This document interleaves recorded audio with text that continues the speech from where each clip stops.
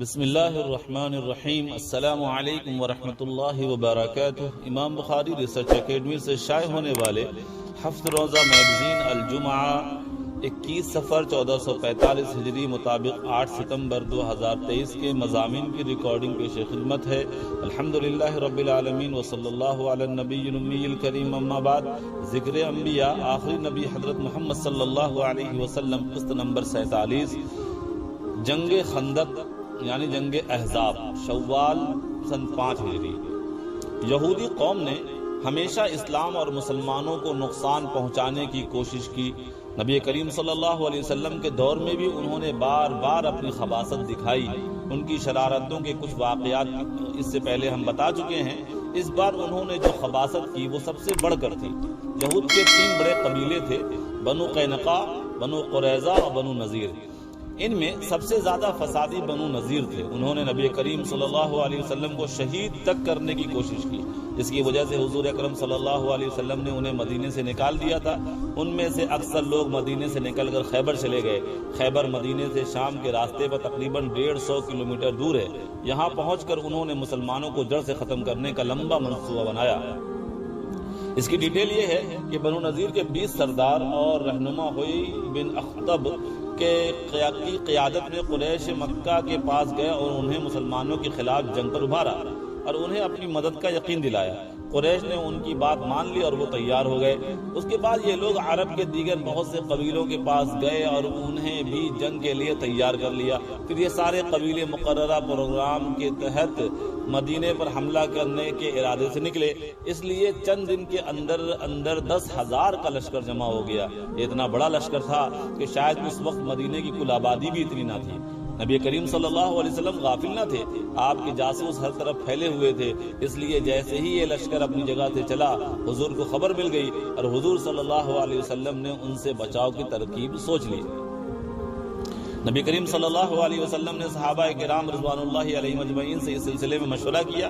حضرت سلمان فارسی رضی اللہ تعالی عنہ نے یہ رائے پیش کی کہ ہمارے یہاں ایران میں جنگ کے موقع پر شہر کے ارد گرد خندق یعنی کھائی کھود دی جاتی ہے، اور وہ خندق حفاظت اور دفاع کا مضبوط کام دیتی ہے۔ یہ چیز عرب والوں کے لیے بالکل نامانوس تھی۔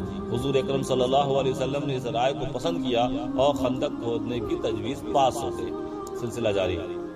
فکر و نظر، مسائل شریعت، تعارف الحکمت، قسط نمبر 9۔ جب نکاح میں عورت کی مرضی ضروری ہے تو طلاق میں کیوں نہیں؟ یہ سوال بھی بہت اٹھایا جاتا ہے کہ جب نکاح عورت کی مرضی سے ہوتا ہے تو پھر طلاق کے وقت اس کی مرضی کا اعتبار کیوں نہیں کیا جاتا؟ ہوتا یہ ہے کہ جب مرد کے جی میں آیا اس نے بیوی کو طلاق دے دی۔ بسا اوقات ایسا بھی ہوتا ہے کہ بیوی کو پتہ بھی بعد میں چلتا ہے۔ اس کے جواب کو سمجھنے سے پہلے یہ سمجھ لیجئے کہ جب ایک مرد اور عورت کا نکاح ہوتا ہے تو ایک خاندانی ادارہ وجود میں آتا ہے۔ اس ادارے کا ذمہ دار مرد ہوتا ہے، عورت اس کے ایک ممبر کی حیثیت رکھتی ہے۔ پھر جب ان کے یہاں بچوں کی پیدائش ہوتی ہے تو اس ادارے کے ممبرز میں اضافہ ہوتا ہے۔ جب کوئی شخص نیا ادارہ بناتا ہے تو وہ زبردستی کسی کو اپنے ادارے میں شامل نہیں کرتا۔ جتنے لوگ بھی اس میں شامل ہوتے ہیں وہ اپنی مرضی سے شامل ہوتے ہیں، لیکن بعد میں اگر کوئی ممبر یعنی وہاں کا ملازم اس ادارے کو چھوڑنا چاہے تو اس کا طریقہ یہ ہوتا ہے کہ وہ ذمہ دار کو استعفیٰ دیتا ہے، ذمہ دار اسے منظور کرتا ہے۔ کبھی ایسا بھی ہوتا ہے کہ ذمہ دار خود ہی کسی ممبر کو اپنے ادارے سے الگ کر دیتا ہے۔ اس میں وہ اس ممبر کی مرضی بھی نہیں پوچھتا۔ البتہ بہتر اخلاق یہ ہے کہ وہ کسی کو بلا وجہ الگ نہ کرے اور اپنے اس حق کا غلط استعمال نہ کرے، اور جب نکالنے کا فیصلہ کر لے تو اس ممبر سے گفتگو کرے اور اسے پوری صورتحال سے باخبر کرے۔ لیکن اس سے کوئی انکار نہیں کر سکتا کہ ذمہ دار کو یہ حق حاصل ہوتا ہے کہ وہ اپنے کسی بھی ممبر کو نکال سکتا ہے، وہ اس میں اپنے ممبرز کی مرضی کا پابند نہیں ہے۔ اسی طرح جب ایک مرد کسی عورت سے نکاح کے ذریعے ایک خاندانی ادارے کو وجود میں لانا چاہتا ہے تو وہ اس عورت کی مرضی کے ساتھ ہی ایسا کرتا ہے۔ اسلام نے حکم دیا ہے کہ نکاح کے وقت عورت کی مرضی پوچھنی ضروری ہے۔ پھر جب کوئی عورت کسی مرد سے نکاح پر راضی ہو جاتی ہے تو اس کا مطلب یہ ہے کہ وہ اس نئے ادارے سے جڑنے پر تیار ہے، اور چونکہ اس ادارے کا ذمہ دار مرد ہوتا ہے اس لیے اگر کبھی وہ عورت اس ادارے سے الگ ہونا چاہتی ہے تو اس کا طریقہ یہ ہے کہ وہ مرد کو استعفیٰ دے، یعنی میں آپ کے ادارے سے الگ ہونا چاہتی ہوں، عورت کا استعفا یہ ہے کہ وہ مرد سے خلا کا مطالبہ کرے، اور اگر وہ مرد خود ہی اس عورت کو الگ کرنا چاہے تو اسے اس کا حق ہونا چاہیے، چاہے عورت راضی ہو یا نہ ہو، کیونکہ ذمہ دار کو اپنے کسی بھی ممبر کو اپنے ادارے سے نکالنے کا حق ہوتا ہے۔ البتہ یہ ضروری ہے کہ وہ اپنے حق کا غلط استعمال نہ کرے، بلا وجہ اسے نہ نکالے۔ اگر وہ ایسا کرتا ہے تو وہ ایک غلط کام کرتا ہے۔ اسی طرح اگر وہ اس عورت کو اپنے ادارے سے الگ کرنے کا فیصلہ کر ہی چکا ہے تو بہتر یہ ہے کہ پہلے اسے بتا دے، ہو سکے تو اس سے گفتگو کرے، کچھ لوگوں کو اس پر گواہ بنا لے اور اس کی ایک تحریر بھی تیار کر لے۔ سلسلہ جاری۔ سلسلہ حدیث قسط نمبر 7، دعا خوشحالی کے وقت میں بھی کرنی چاہیے۔ مولانا ابو طلحہ بنارسی نظمی۔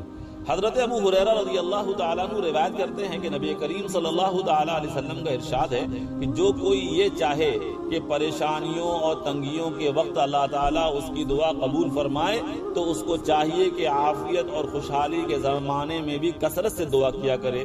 ترمذی 3382۔ دعا ایک عبادت ہے، دعا بندے کو اس کے رب سے جوڑتی ہے۔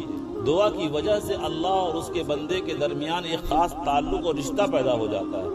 اللہ پاک کو ایسے بندے بہت پسند ہے جو اس سے اپنی ضرورت کا سوال کرتے ہیں۔ خاص کر مشکل اوقات میں دعا کرنے کی بڑی فضیلت ہے۔ جب انسان کا حوصلہ ختم ہو جاتا ہے وہیں سے خدا کی رحمت شروع ہوتی ہے، لیکن اس کا مطلب ہرگز یہ نہیں ہے کہ صرف پریشانی کے وقت اور مشکل حالات میں ہی دعا کی جائے۔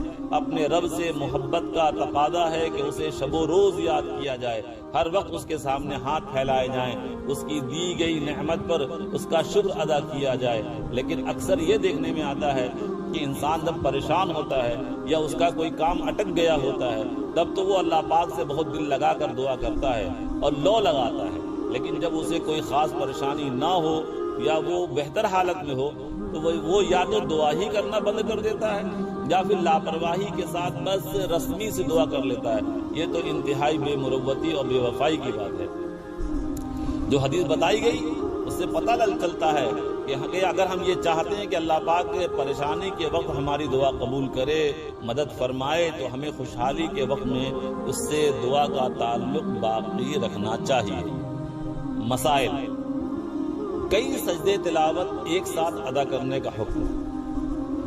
قرآن کی ہر آیت سجدہ پر مستقل سجدہ کرنا لازم ہے۔ اگر کوئی شخص نماز سے باہر پورے قرآن مجید کی تلاوت کرے، سجدے کی آیت آ جائے تو بہتر تو یہ ہے کہ جس وقت آیت سجدہ کی تلاوت کی جائے اسی وقت سجدے تلاوت ادا کر لیا جائے۔ کسی عذر کے بغیر سجدے تلاوت کو مؤخر کرنا پسندیدہ نہیں ہے۔ البتہ اگر کسی وجہ سے آیت سجدہ پڑھنے کے ساتھ سجدے تلاوت کرنا رہ جائے تو ایک ساتھ کئی سجدے تلاوت کرنا بھی درست ہے۔ لہذا اگر قرآن مجید مکمل کر لیا ہو اور سجدے تلاوت ادا نہیں کیے ہوں تو اب 14 سجدے کرنا لازم ہوں گے، ایک سجدے سے سب سجدے ادا نہیں ہوں گے۔ دارالفتاح بنوری ٹاؤن۔ السلام علیکم ورحمۃ اللہ وبرکاتہ۔